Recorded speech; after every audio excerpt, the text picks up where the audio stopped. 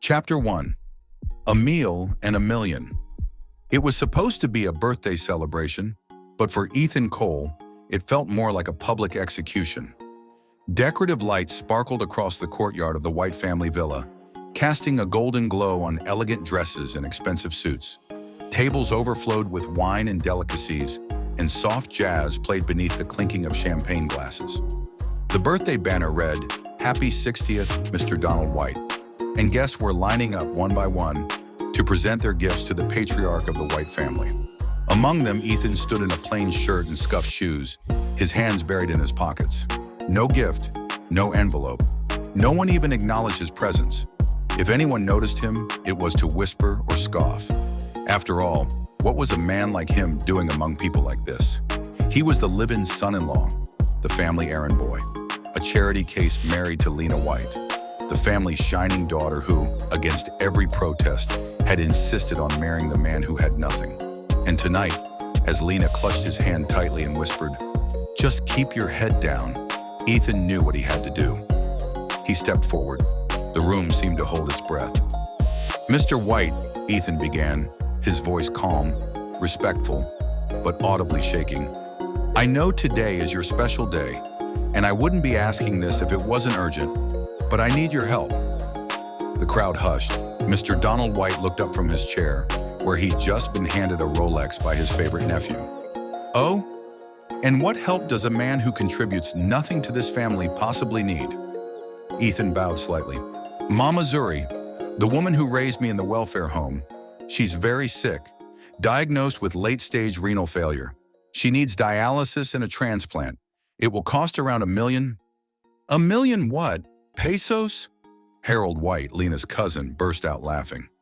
"Or are we supposed to crowdfund your sob story with birthday cake money?" Laughter rippled through the room. Ethan's hands clenched inside his pockets. He bowed deeper. "I'm not asking for a gift. I'll repay every cent, with interest." Wendy White, Harold's sister and Lena's rival, stepped forward with a champagne glass. "Repay with what? Hopes and prayers? What do you have to offer, Ethan? A part-time job as Lena's handbag?" Someone snorted. Another guest filmed with their phone. A few were already whispering, "Is this going on TikTok?" Lena stepped forward, face flushed with embarrassment. "Please stop. He's just a disgrace," barked Donald White, slamming his cane on the marble floor. "You come to my birthday to beg for $1 million? In front of my guests? You're an insult to the White name." Ethan lifted his head slowly. His eyes met Donald's. There was no anger, no hatred, just a quiet storm. "I had no one. Mama Zuri took me in, fed me, kept me alive when I was a stray dog in the gutter. I can't let her die, even if it means begging people who see me as nothing." There was silence for a moment. Then Harold laughed again. "Stray dog, that's exactly what you are. Here, pup." He pulled out a crumpled $10 bill and tossed it at Ethan's feet. The crowd roared. Ethan stared at the bill. He didn't move. Then something vibrated in his pocket.